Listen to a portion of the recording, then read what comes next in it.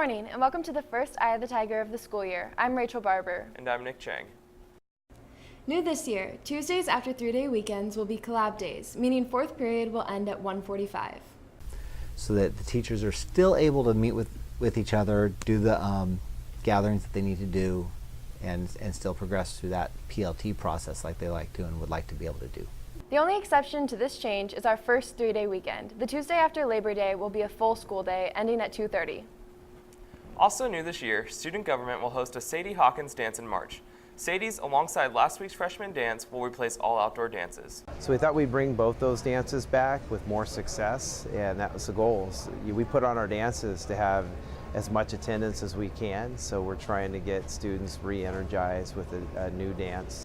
Sadie's will be held the day following the Powder Puff Championship. On Monday morning, students and staff experienced a solar eclipse. Roseville High School witnessed a solar eclipse Monday during second period, and science classes stepped outside to view the phenomenon. Science teacher Darcy Durham decided to integrate the eclipse with her biology curriculum. The eclipse is super exciting because it doesn't happen very often, and so in class I showed a little video about what the eclipse was and how it affects animal behavior.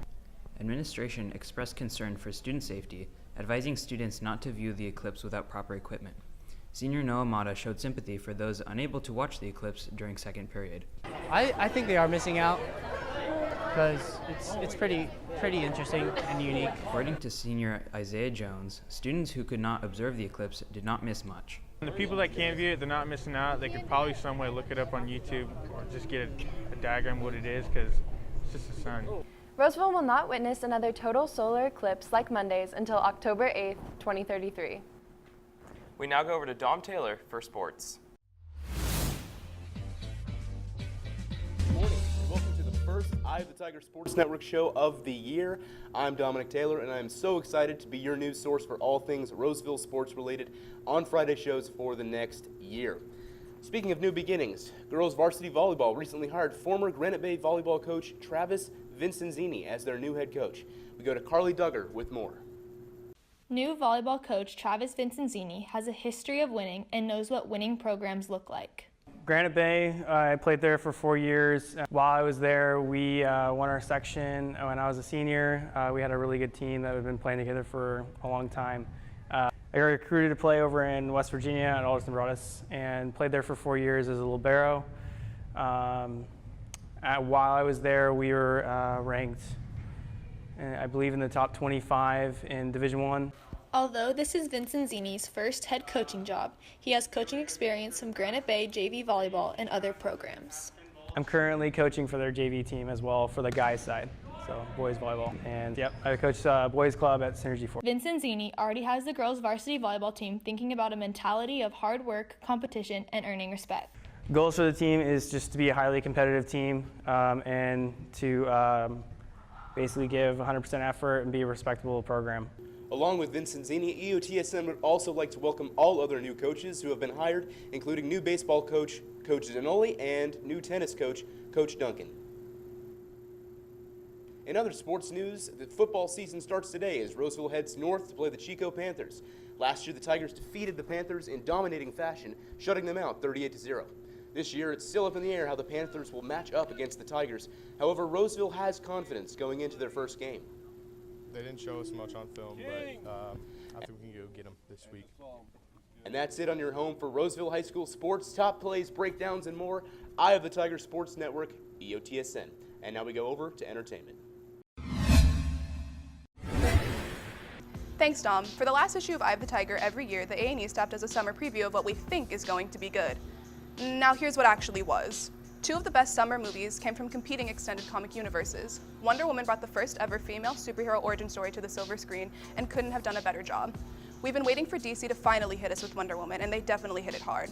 Gal Gadot blew me away, and with the insane amount of box office pull-in, there's no more excuses for not making female-led superhero movies anymore. And finally, a perfect Spider-Man movie. Tom Holland is my dream Peter Parker, considering he actually looks like a high schooler and he captures that geeky charm that Andrew Garfield lacked and Tobey Maguire had way too much of. It had a balance of a superhero movie and a teen flick, an absolute requirement for a Spider-Man movie. Now with impeccable visuals, soundtrack, and syncing of both, my top movie of the summer has to be Baby Driver. Of course, I didn't have extremely high expectations for a movie literally called Baby Driver, but I was pleasantly surprised with director Edgar Wright's masterpiece. If you get caught up in the fast-moving plot, you almost miss how beautifully the soundtrack mirrors the pans, zooms, and shots of the scenes. But don't. Watch it again. It's a first of its kind to come off as a mixing of a musical and an action movie. Now in terms of summer music, I didn't take out my headphones the entire day of July 21st. Both Tyler, the Creator, and Lana dropped full albums and expected me to be able to handle them both at the same time. Tyler carried on the style of Cherry Bomb, completely ditching his old violent narrative that I used to bop to in my middle school days.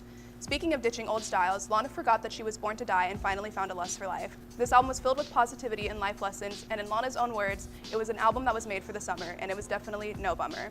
Now we go back to news. Thanks, Gabby.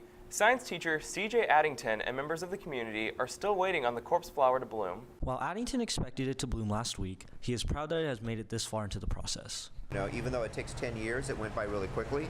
And so I'm very proud of the fact that we managed to get it to make a flower. And a lot of people thought that a high school could never make one of these flower, but if you stick to it and you're patient and you work at it, you can do it. While Addington is hopeful it will still open, he acknowledges there's a chance it might not and has a theory as to why. Sometimes they'll grow, and then for whatever reason they won't open. I'm suspecting it might be because of the lighting. There's actually a campus security light right over this greenhouse.